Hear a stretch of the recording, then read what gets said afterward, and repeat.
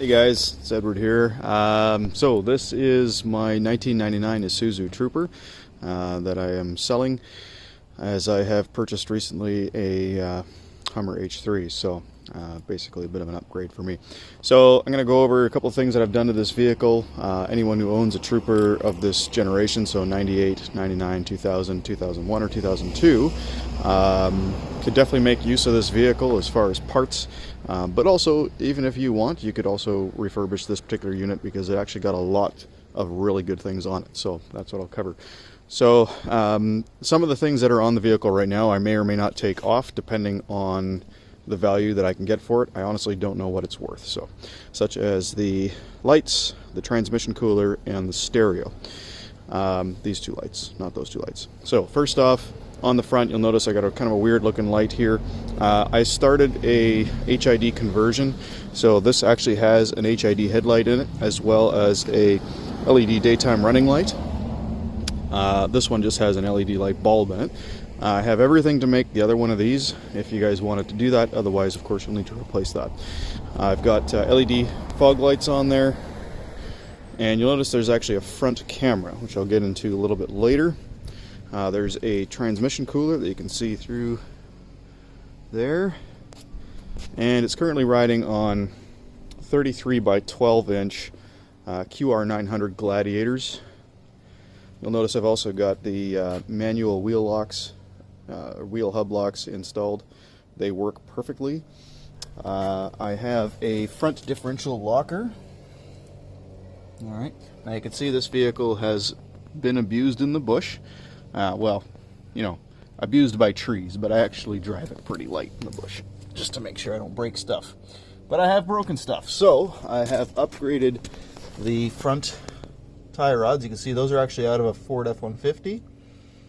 And it's got, what are the shocks called? Skyjacker, I think, if I remember correctly.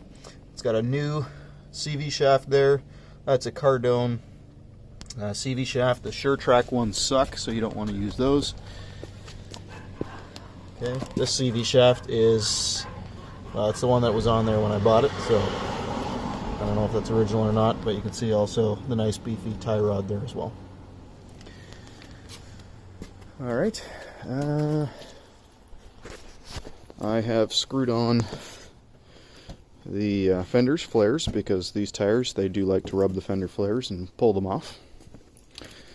Now, the car is freezing cold. I will fire it up here though, and it's also not been cleaned or anything. Quite frankly, I just haven't had the time. Alright, see if it starts. Whew, that's rough. Hasn't run in about a month, so give it a second.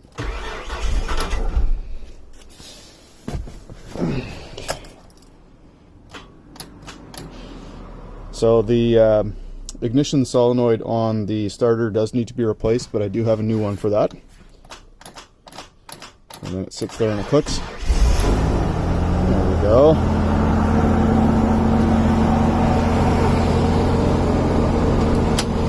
It actually runs fantastic. Just hasn't run in a long time. But I want to be as open and as honest about it as I can, so. Alright, so you can see I've added a prop strut to the hood. The insulation on the hood is starting to fall off, so I put that in there to kind of hold it in place. You can see the daytime running light lit up on this side. I'm going to give that a second to calm down.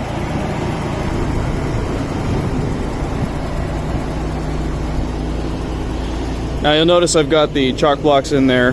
They are not necessary, it's just as a precaution because my driveway is crazy steep. But the e-brake actually works perfectly good.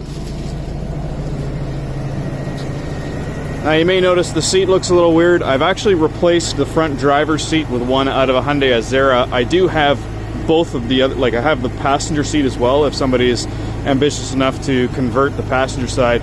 I actually painted this. I've even got paint left over. You can see though the paint does start to wear down, so it probably need to be reapplied on this side. But I just found this seat more comfortable. It has all the same options as the Trooper seat, except it does have added lumbar support. The downside is that stopped working. So lumbar support doesn't work. All right, so truck's calmed down a little bit here. So inside the engine bay, first thing I'll point out, I've actually got a catch can, an oil catch can. These things are notorious for burning oil, so you got to do all sorts of different things to make sure that that doesn't happen. Now this one actually doesn't burn much oil at all. It does burn oil, but it's very, very little. So I would say probably about a liter for every 3,000 kilometers, which is pretty good for these engines. The catch can basically is helping to keep the intake nice and clean. Because what happens is the intake gets a little hotter, the EGR screws that up as well. The EGR system gets it's supposed to actually help cool it down, but unfortunately it clogs it up, and there's all sorts of different reasons. But essentially there's only 4 drain back holes in the pistons, and when they clog up, it starts to burn oil. So I've always run Rotella T6 full synthetic. I have replaced the head gasket on this just last year, and while the head gasket and the head was off, I actually soaked all the pistons in some cleaner to clean it out as best as I can, and it's actually done really, really well since then. Transmission fluid has been completely replaced. I did an actual full flush. I took the risk and did it. And the cool thing is it actually didn't cause any problems. I do have a front input shaft seal leak on the transmission, but it was actually doing that before the flush as well. It's interesting because it actually doesn't look like it's dropped anything recently. Oh yeah, a little bit, yep. Alright, so keep that in mind, input shaft seal. Now I fixed that problem once I have gotten rid of that problem once by using some AT205 reseal. It completely sealed it up again, so might just need another bottle of that. The flush would have flushed out the AT205 reseal, so. What else? May or may not keep this battery in here. I have other batteries. This particular one I bought for this truck, I think about 2 years ago. It's got a 9-year warranty through Walmart. So again, depending on how much I get for the truck, I may actually take that for my other truck. So keep that in mind. Got a little bit of corrosion on there right now, but haven't maintained this vehicle in probably, well, the last 6 months or so. But I usually clean that stuff off. I've got aftermarket fuses lined up right here for wiring for the stereo, as well as some other cool stuff in the back. I'll show you guys that as well. What else to talk about in here? As I mentioned, I got the transmission cooler in there. This is the ballast for the HID headlight. So I've got, again, everything you need for another HID headlight to go on the other side. I highly recommend it because Trooper headlights are terrible. I got an aftermarket antenna here. It's hooked up and working. It does have the power folding mirrors, both of which work perfectly. I've got the Tri-Core gold window wipers on. They work really nice as well. This vehicle had some rust issues underneath the front windshield right along here. As you can see with the kind of meh paint job, I've actually taken this all apart, welded in new metal, patched it all up and repainted it. And that was several years ago, and it's still holding up beautifully. So I've got an aftermarket roof rack system on here. It is mounted to the factory holes. I basically custom made some brackets to fit in there perfectly as well. As I mentioned, there is some rust problems. There's some rust right there. That was recently sealed up with some rust converter. It looks like it's got a little bit of surface rust again, so that would need to be taken care of as well. Alright, let's look at the back. Now with this truck, you'll also get basically everything I have that's spare. Unlock the doors here.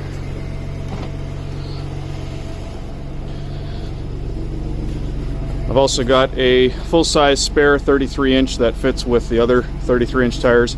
As you can see, I've got an aftermarket solution for a fuel tank mounted basically where the license plate would go. So the license plate is going to go on here. I've also created this light that's really bright for the license plate. Let me actually turn on the light so you can see what that all looks like as well. I just heard the air conditioning pump kick in. By the way, that works perfectly good. So there is the LED headlight and the HID headlight. It's also got LED daytime running light or parking lights, turn signals, All of the appropriate steps have been taken to make sure that the turn signals work properly as well. As you can see here, it flashes at a normal interval. All of the lights in here are LED as well. All of the lights, every single button has an LED light in it, including everything down here. I'll get to that in a bit. Fog lights work as well.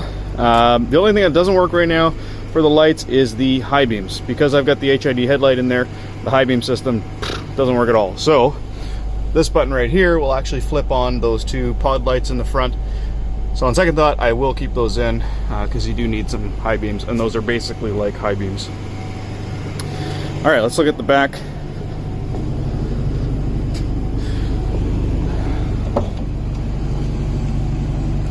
I just noticed my lights aren't working in the back. Oh. Here I'm oh, I just turned them off, that's right. Okay. All right, so now you can see that light works right there as well. It's a lot brighter when it's dark, obviously, and you can see.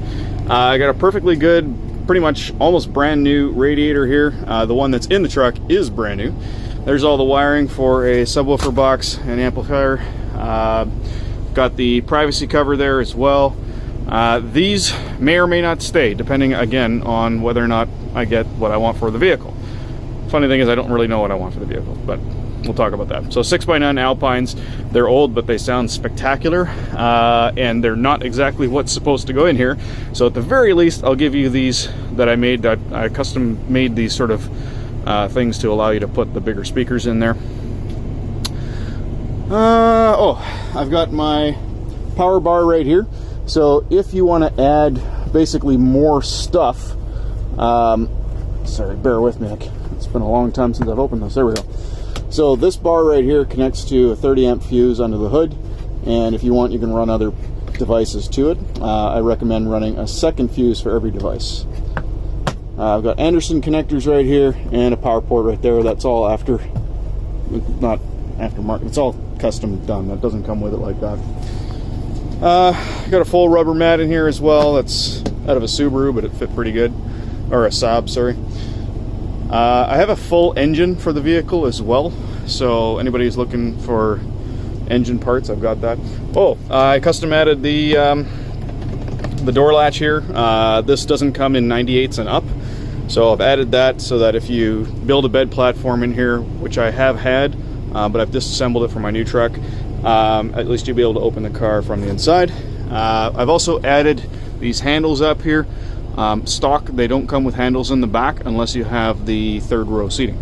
And you notice I've also got the handle in the front there and there. Those are also not stock for the driver's position. This net I'm keeping. All the interior lights are also LED, as I mentioned. Let's see, it's got the trailer hitch. What else did I do back here? Oh, there's the other leak. So it has a leak on the differential, rear differential. Again, it's minor, but it's there, so just keep that in mind. Oh, I've added steel braided brake lines everywhere, front and rear. Brake pads are all in good shape as well. And it does need a new tailpipe. The tailpipe is, or rather a new muffler and a tailpipe. As you can see, right in there, muffler kind of rusted out and broke, so it's kind of exhausting up into the bottom of the truck right now. While I'm looking at the bottom, I'll show you the bottom. So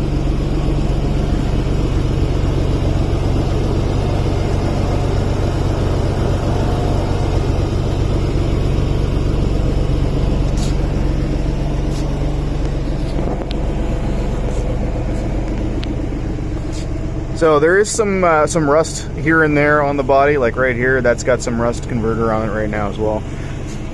There's things like, you know, this is actually held on by this bracket right here because the rust underneath, unfortunately, was bad enough that it started to come loose. So the body is rusted pretty bad, like underneath, and in places like this, as you can see. But the frame is actually very solid still, so no worries with the frame. So while I'm here in the back seat, all the leather on all the seats is actually quite good, including the front seat that I took out. So just some typical leather cracking, nothing too major. All right, cool. This right here, you'll notice that there's a light right there. That is not stock, nor is that light right there. So this light will stay on after you shut the vehicle on for about 20 seconds. There, each door has that. They've basically, what I did was I created a little capacitive circuit, so when you shut the car off, this light stays on for about 20 seconds, so you can actually see the door handle. It's very, very useful at night. Okay, so that's custom. That's custom. I drill a hole in the button, soldered a light to the circuit board underneath, and then put a little tiny dab of CA glue for my lens. Now, where I also did that, oh, here's more LED light, by the way.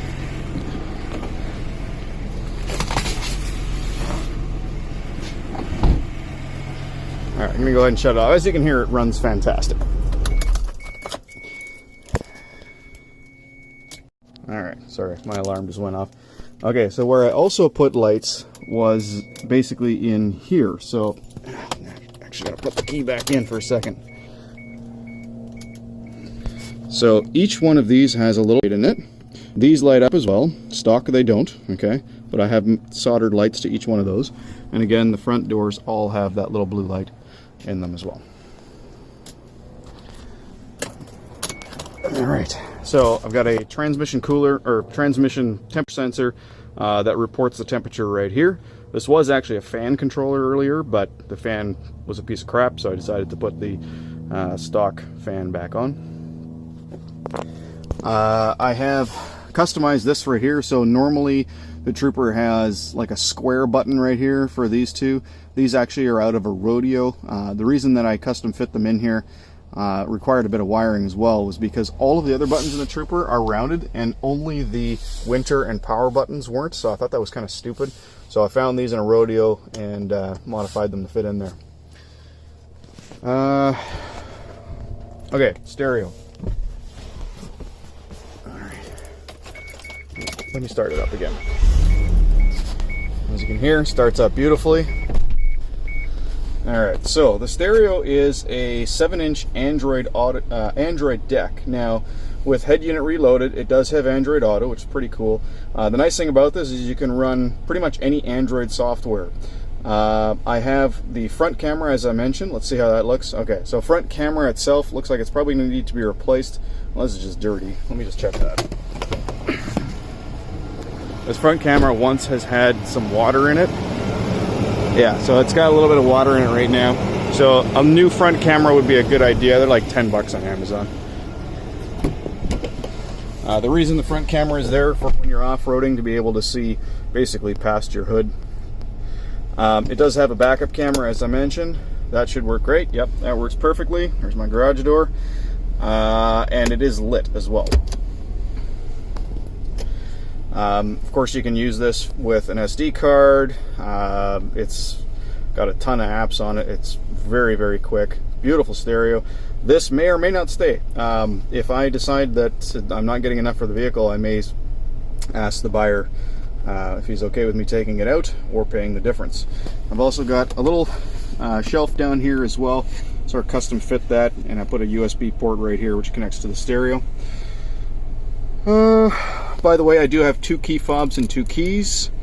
It's got heated seats. The heated seat does work on this seat. I've connected it up and it works great.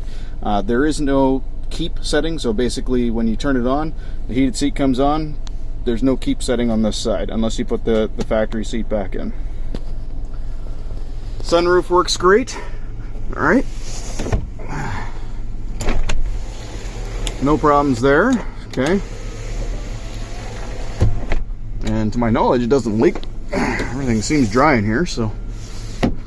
I've got an ambient light that I installed right here. So what that does is it's going to shine light down in this area here at night, so you can actually see, you know, all of this stuff really easily, like your low-range gearbox and stuff. Transmission, by the way, guys, it honestly in this truck, it's perfect. It shifts super smooth. There's no slipping at all, nothing. The 4 high, 4 low, everything works perfectly good. There's also a front differential locker in the front and a rear limited slip. As far as mileage, we have right now 359,023. That's on the truck. On the engine, it's less than 200,000. I took the engine out of a truck that only had about 150,000 kilometers on it. It was at the wrecking yard a couple years ago. I'm not sure how many kilometers I put on the truck since then, to be honest, but I don't really drive it that much. So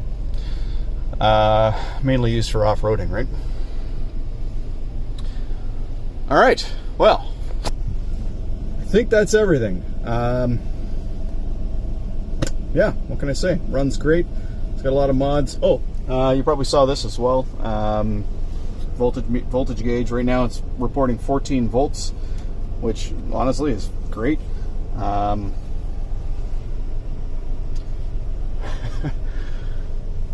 the way, put lights in those as well. Again, that's factory. You don't get any lights there at all. Oh, I've cut the access opening behind this for the for a filter, an air filter. There's no air filter in it right now. I just recently took it out.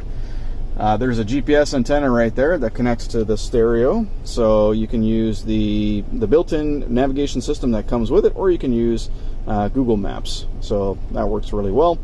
And with that, of course, it's got its own built-in nav system. Now, we're not connected to the internet right now, but it is going to find our position. So you can share the internet from your phone pretty easily there. Or you can even get a aftermarket 3G adapter, and it plugs into the USB port.